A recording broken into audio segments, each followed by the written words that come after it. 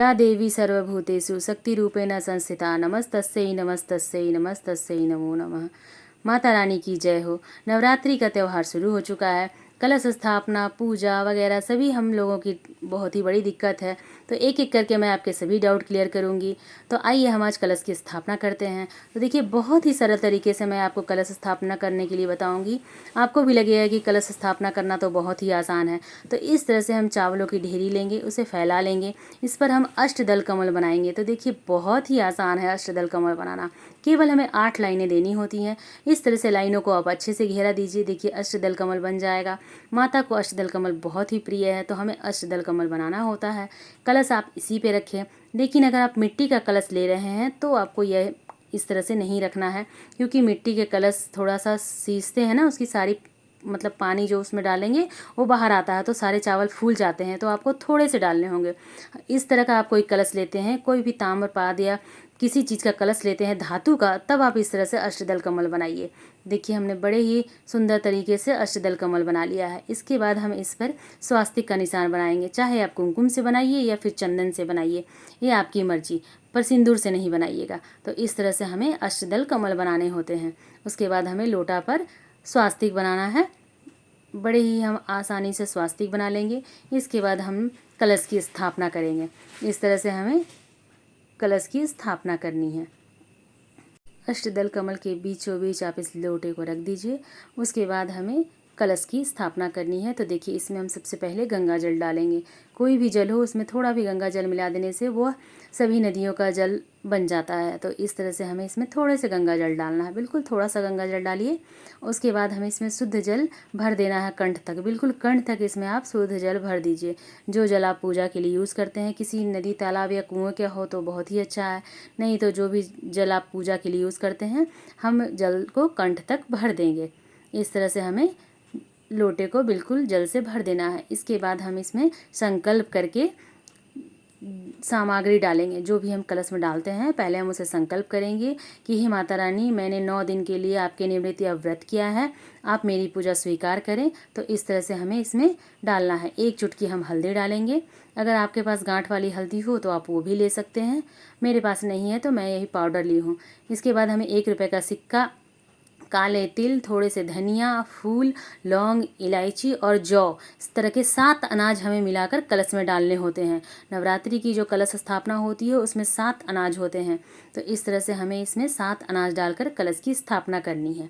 बहुत ही प्रेम पूर्वक आप भाव रूप से सभी चीज़ों का सम्मान करते हुए आप इस सब चीज़ों को कीजिए, माता रानी को प्रसन्न कीजिए। इसके बाद हमें इसके ऊपर आम के पल्लू लगाने हैं। तो हम आम के पल्ले को भी अच्छे से सजा लेंगे, क्योंकि आप पूजा में जितना भाव देंगे माता रानी उतना ही प्रसन्न होंगी। सामग्री की तो कोई खास ये नहीं है, लेकिन आप भाव पूरी तरह से दीजिए, प्रेम पूर्वक कीजिए बहुत ही। तो हम सभी आम के पल्लों को अच्छे तरह से लगा लेंगे। इसमें आप हो सके तो पल्लो ही लीजिए, क्योंकि 9 दिनों के लिए रहती है।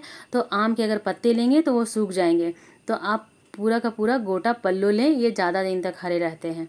इसके बाद हमें इसमें या तो 5, 7, 9 या फिर 11, तो आप जितना चाहे, आपको जितना संभव हो आप देख लीजिएगा कि आपको कितने पत्ते का आम पल्लू लेना है। मैंने तो 11 पत्तों का लिया है, आप अपनी सुविधा के अनुसार देख लीजिए। और हमें इसे अच्छे से सजाना है। पहले चंदन लगाएंगे, फिर उसके बीच में कुमकुम लगाएंगे।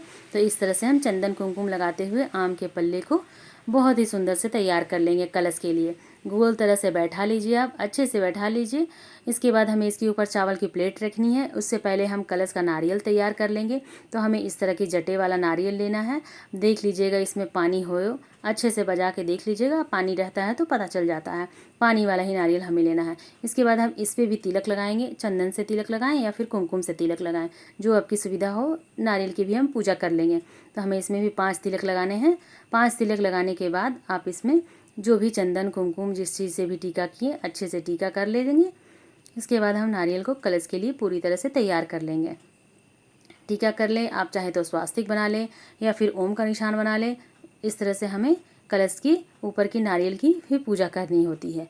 उसके बाद हमें देखिए, नारियल पे हम जो लाल रंग का चुन्नी लिए थे उसे हम इस तरह से लपेट लेंगे, क्योंकि इसमें हमें नवरात्रि में नारियल पे आपको कपड़ा लपेट के ही रखना है। अगर आपके पास चुन्नी नहीं है तो आप पूरा प्लेन सालू कपड़ा आता है, वो भी नारियल पे लपेट लीजिए, पर खाली मत रखिए। इसके बाद हमें देखिए मौली लपेटनी है, तो आप इस तरह से करते हुए पूरे 9 बार मौली को लपेटिए।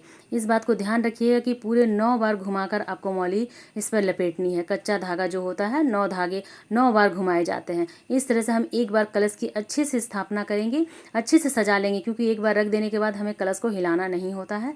तो आप देखिए 11 पत्ते मैंने इस तरह से रखे हैं। आप भी इस तरह से करके अच्छे से नारियल रखने से पहले आप अच्छे से कलश पे आम के पत्ते को सजा लीजिए, क्योंकि हमेशा 9 दिन के लिए इसी तरह रखना है। इसके बाद हमें नारियल रखते समय बहुत ध्यान देना है। तो आप नारियल रखते समय ध्यान दीजिए कि नारियल का जो मुख होता है वो हमेशा साधक की तरफ होता है। तो नारियल का मुख एकदम साधक की तरफ रखते हुए ही रखिए।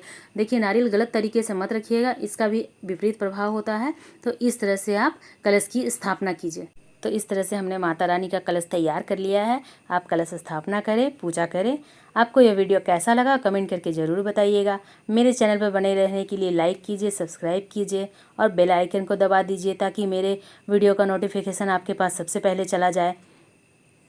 आपको मेरी जानकारी कैसे लगी कमेंट करके ज़रूर बताइएगा। जय माता दी दोस्तों।